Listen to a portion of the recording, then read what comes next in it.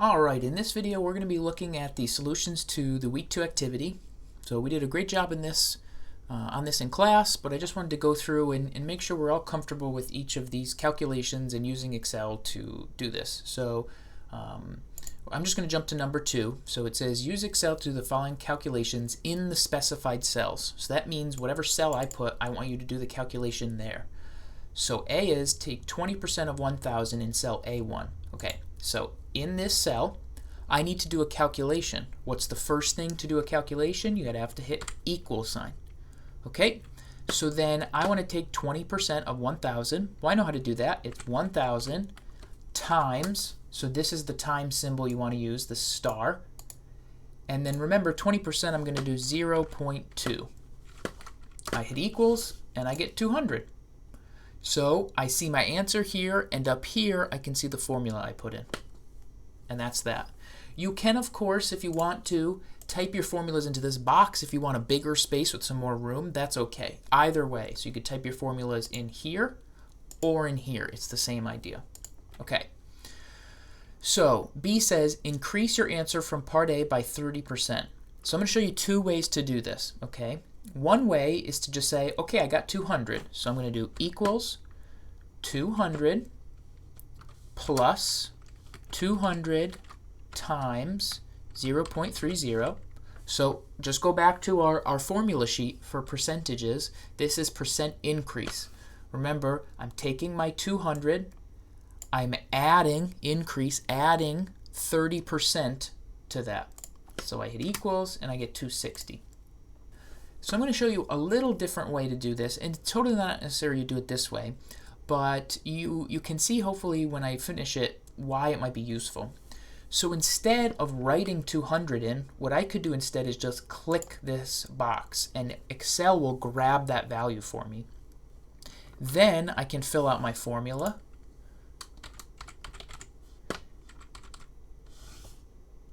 Oops, that should be a 3. So I get the same answer, right? And it's a very similar formula, right? So you could see the 200 plus 200 times 0.3. This one is cell reference plus cell reference times 0.3.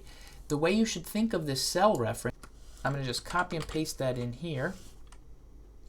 And in here, I'll repaste that. So what you should view this as is a variable. This you could think of as a variable, because what I could do if I wanted to is I could change the value of this box and it would automatically change the value here. So I'll just show you what that looks like. Let's get rid of this for a second and let's make this box 500. Watch what happens to A6. It automatically updates. So that's really nice, because if you feel like, okay, a value in my Excel sheet is going to have to change at some point, then instead of having to go search through all the rest of your Excel sheet and change that number every little place, you can just use cell reference and change this one cell, like changing the variable, and it'll change everything else. So super nice thing you can do. Don't forget your equal sign. Okay. So we got it, great. So let's do C. So C is a little bit of a doozy, but if you just follow correctly and precisely writing in the math, you'll be fine. So watch this. Equals 1,000 times, put your parentheses in, 1 plus 0.05 over 24. Caret says I want to do the exponent, 24 times 15. Now be careful, you need parentheses around here so that all of this number, the 24 and the 15, all go up into the exponent. I'm going to hit equals, and there I go. So be a little careful. You need parentheses here, and you need parentheses here. If you don't do those, you'll get either the wrong number, or in certain cases, Excel won't even be able to do the calculation. Okay, so that was number 2. So what kind of things do we need to pay attention to?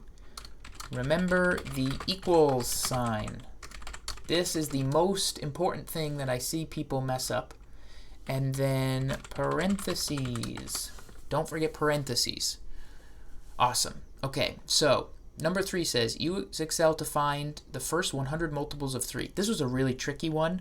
I just wanted to throw this out to see, who could get it. But a lot of you actually did a really good job with this, so I'm very happy. Okay, so it says this list of numbers should start at 3 in cell B1 and travel down to 300 in cell B100. So we can do that in here. Make this a little bigger. Okay, so I'm going to put 3 in. And then the goal here is to get a list that looks like 6, 9, 12, 15, 18, etc. But I don't want to type that all out. It's too much work. And Excel can help us fill out patterns like this if we can figure out what the pattern is. So if you're ever trying to do something like this, you just need to figure out a way to describe what's next. So 3 to 6. How do I get from 3 to 6? Now there's really 2 answers here that I've heard people say. Multiply by 2 or add 3. But remember, this rule that I'm trying to get you to think of has to work for every step. If I multiply 6 by 2, I get to 12. That's not 9. Throw it out.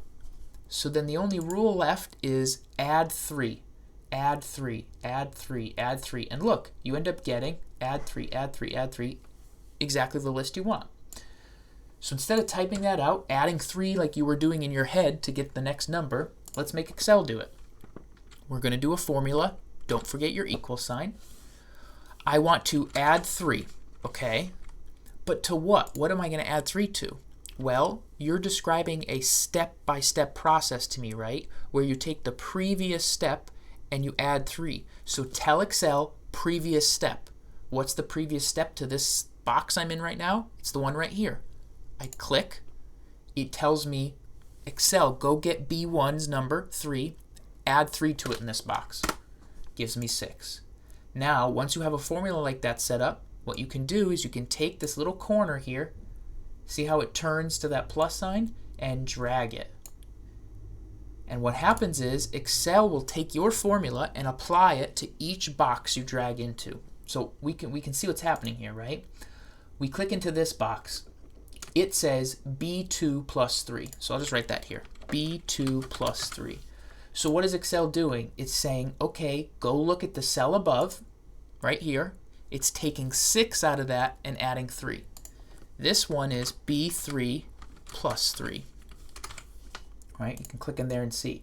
What is that saying? It's saying go above, add 3, gets me to 12. So what I can do here is I can just keep dragging. Whee! Oh, too far. Oh, too far. I can drag, drag, drag. Whoa, too far. All the way to 100. And boom, I get my list of multiples of 3. There you go. So hopefully that's not too bad. That last one, number 3, we are going to be using formulas and cell reference and dragging. So the reason to do this was to hit 3 very important Excel ideas.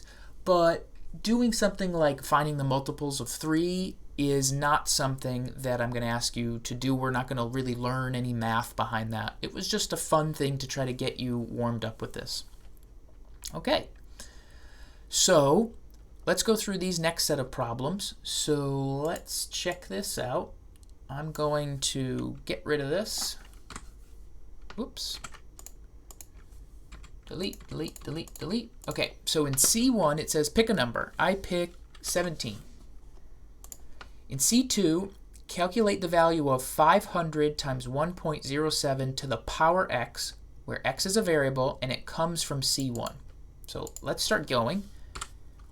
Equals, always equals, 500 times 1.07, okay? And I want to do an exponent, so I do the little caret, okay? Now, I want to put the value from C1 in here, but I don't want you to just write the number. I want you to tell Excel, hey Excel, go get the value there. How do we do that? We use cell reference like we just did previously. I'm going to click this. It's going to grab the value from C1, and there we go, equals. You're all done. So I did 500 times 1.07 to the power 17. And remember, this is really nice because I can go back and go, you know, I don't like 17. I want to pick the number 4. And guess what? I don't have to change my formula. It automatically changes because I'm putting 4 in the cell that I was referencing here. So super nice ability for Excel. Really, really, really useful.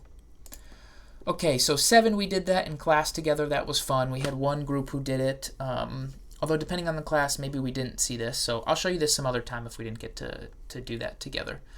But it's just a math trick. All right, so hopefully this helps. Remember, there's the 3 Excel videos to start off that will really help you in understanding how to do these problems. And for your first written homework, please just go through and watch them. They're really, really good videos with lots of good examples. My best advice to doing those videos and to doing something like this, when you're watching it, don't just passively watch it. Every time the person in the video is about to do something, pause it, try it yourself. If you get it, awesome. If you don't, start watching the video. As soon as they do something different than you, pause it. You try changing what was different, doing what you think to do, see what happens. Doesn't work, resume the video, see what else they're doing. Pause it again, repeat. You have to be an active learner when you're doing Excel or really anything in this course. So make sure that even when you're watching a video, reading, whatever it is, you are being active in doing that. Writing notes, actually working on the Excel file.